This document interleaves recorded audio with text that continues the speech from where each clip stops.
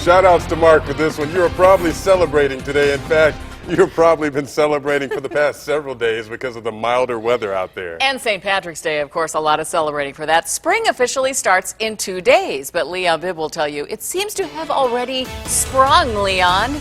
Well, yes, in my series, My Ohio, I look for things which we celebrate here in Northeast Ohio. For my money, among my favorites this time of the year, every year, is spring. Are you the same way? Well, maybe it is not your passion as much as it is mine. But in this time of changing seasons, we say so long to winter and welcome my good friend spring. A page turns every year. As surely as the sun climbs in the March sky, the snow will melt, streams will start their eager flows again, and the sap in the sugar maple trees will run again. Early spring in Northeast Ohio. The season's foothold strengthens each day. This is part of Lake Farm Park, one of the areas in Lake County's Metro Park system. Trees abound here. They include maples, planted by no man. Nature did the planting, and springtime puts its hand on what the maples will give. Andy McGovern over there is coaxing sap from a maple. Andy figures springtime sap will turn into year-round syrup for his breakfast pancakes. This is how it's done. It takes 40 gallons of sap, though, to make 1 gallon of maple syrup.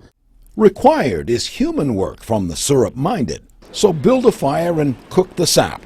Figure I'd lend a hand in boiling away the water in the sap, so all's left is pure and sweet maple syrup. Andy and I celebrated the season and jawed on about maybe starting our own line of maple syrup sales. Uncle Andy. I don't know. Uncle Andy's Oh, no, maple syrup. there were probably grandpas, uncles, and dads before, and moms and aunts and all that making this stuff way before me. Well, we'll leave Andy working over his hot stove and see what spring has brought in the barn. Newborn animals at Lake Metro Park's Farm Park. The folks educate city slickers on nature's way. Farm population grows when spring opens its door.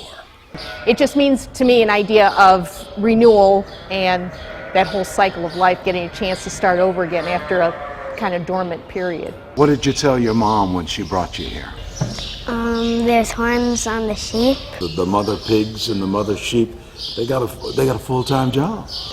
They do. All mothers do. Yes. Especially in springtime. If there is a farmer in the dell, it is probably Farm Park Administrator Lee Homiak. He walks some of the spread of 235 acres, enjoying spring. To get away from the cold weather and the gray skies and see some sun and green and blue and everything that's popping up with the flowers. Most of us in My Ohio feel that way, I suppose. Some even capture sights of spring by painting them on canvas. At the Lake Metro Park's Student Art Show, Brita Franz teaches art. She knows her way around a paintbrush pretty well. Brita is inspired by spring because it is about renewal, birth, renewal, regrowth. It's inspiring to me. It makes me feel like you're waking up, basically, from the long winter. There's usually other types of butterflies that come as well to these bushes, so it's just a lot of activity going on in my back garden with that. Well, our back garden is all of Northeast Ohio. When spring peeks in, celebration walks in with it. Nature has put away its winter coat, donning a lighter jacket.